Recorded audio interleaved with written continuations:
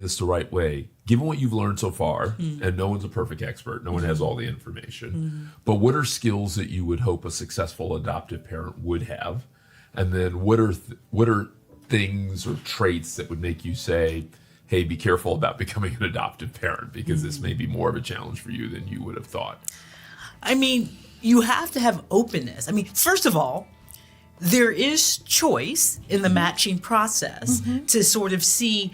There are some particularly private placements where you get to see a dossier about the birth mother. You can read about health challenges and stuff like that. And so you can say, I don't want someone who's on ABC. So, but I think really to be adoptive parent, to be open to what God has for you, but also to know what your boundaries are, right? If there's a placement or a situation, perhaps if there is a physical disability, can you handle that, right? Or if you need more emotional, do that. That's one thing. Second thing I would say is be open to learn.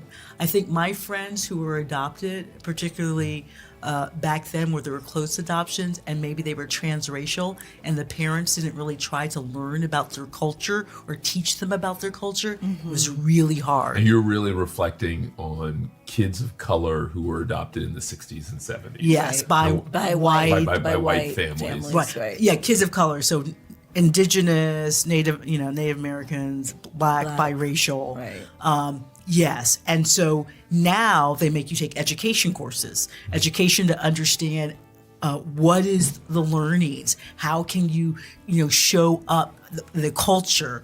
There was one thing that I liked how they said, how can you be a good ancestor? So even if you're not a person of color and you have a kid of color, how do you help prepare them for the world in which we live in that is not